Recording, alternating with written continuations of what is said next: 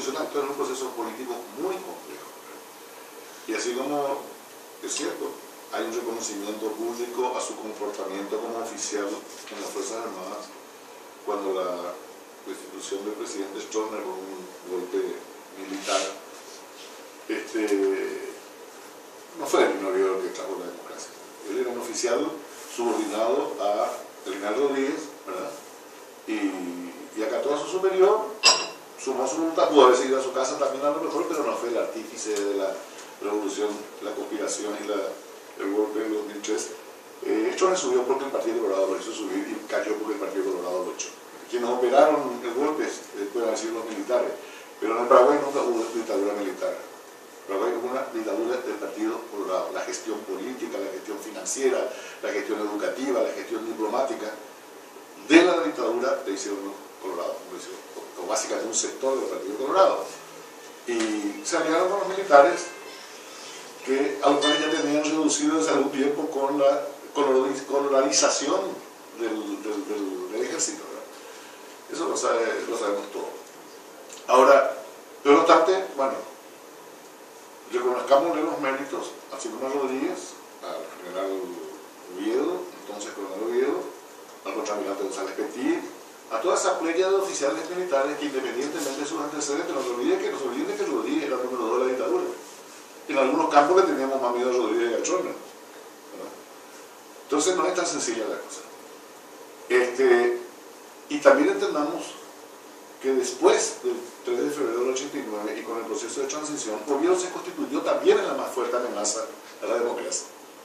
La desestabilización del proceso, la desestabilización del proceso democrático, la irrupción desde el ejercicio del mando militar en la política, fue cosa de Oviedo. El haber convertido al ejército en una especie de desfile carnavalesco con su lilódromo y compañía, fue cosa de Oviedo. Él intervino en la política. Las elecciones internas del Partido Colorado fueron resueltas por Oviedo en la caballería, ¿verdad? Entonces, hay que entender entonces que la cosa es un poco más compleja. Y lo hizo dentro del Partido Colorado, como Colorado lo hizo.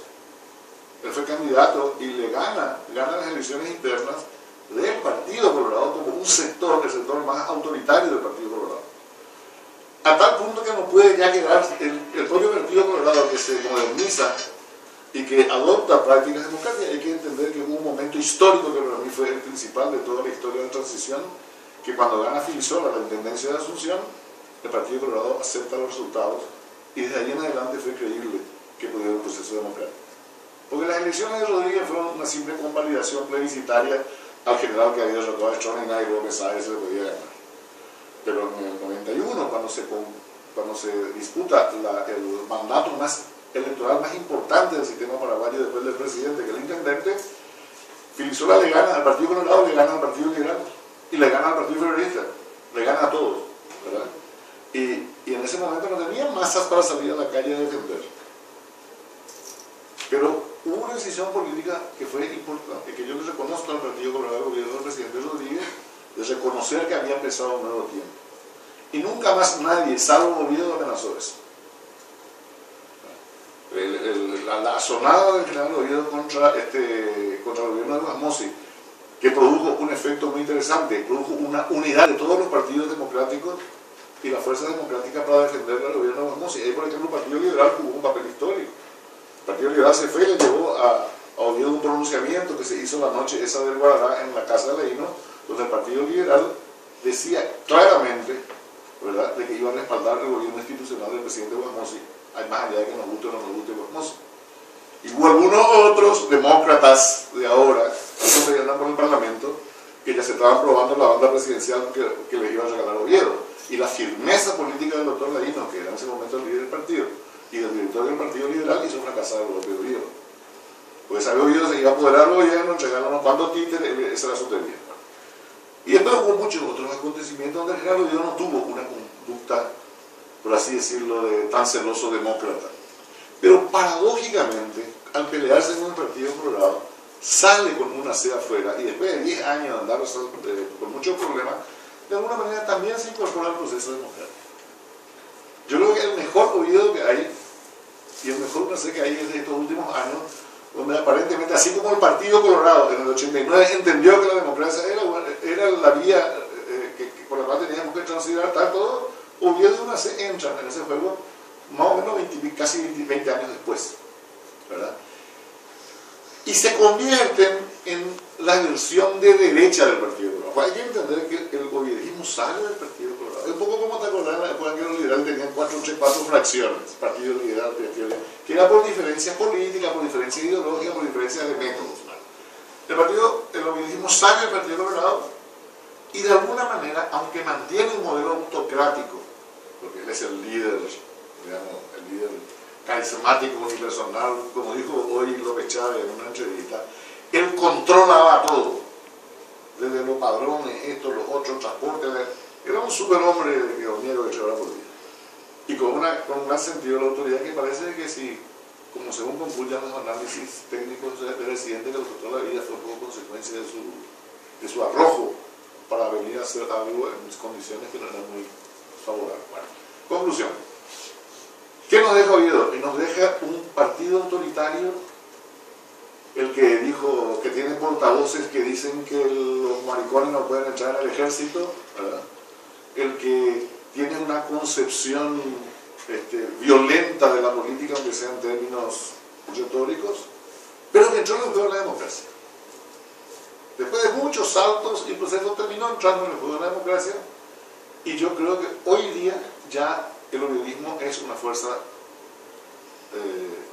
populista, demagógica, autoritaria, atrasada ideológicamente, pero eso no es tan grave acá porque estamos todos muy atrasados, ¿cómo se llama?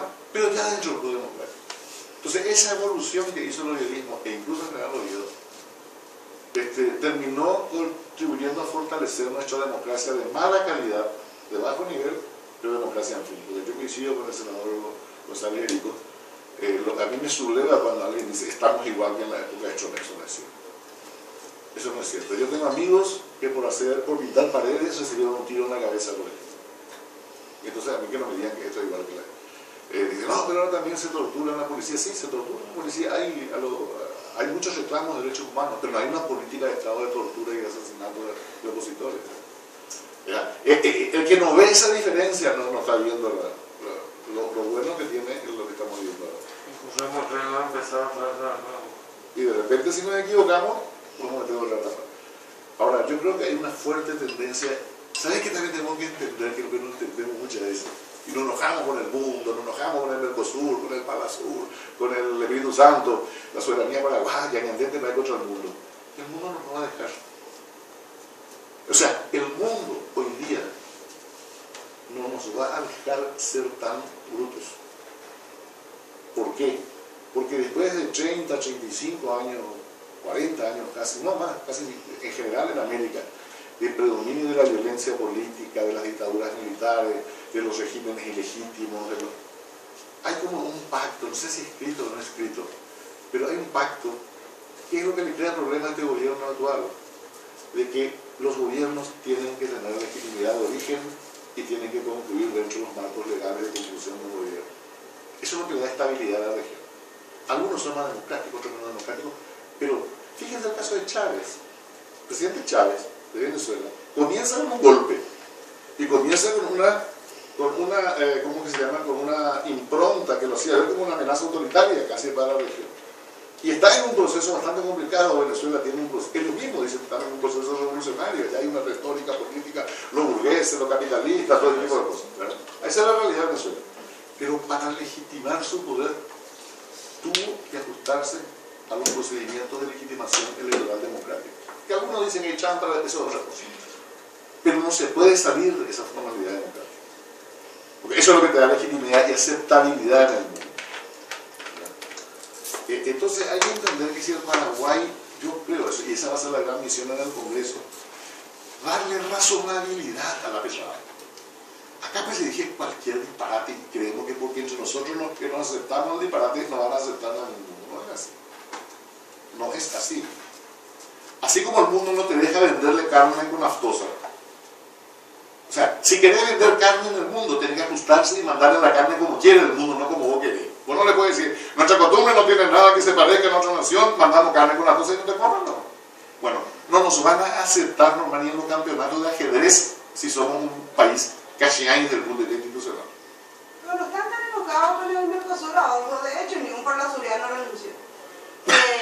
Saludos al senador Juan Manuel del Puerto, arriba Paraguay, busquemos mejor representante del pueblo, me dice el doctor Juan Manuel al Senado, lista 22 del 340.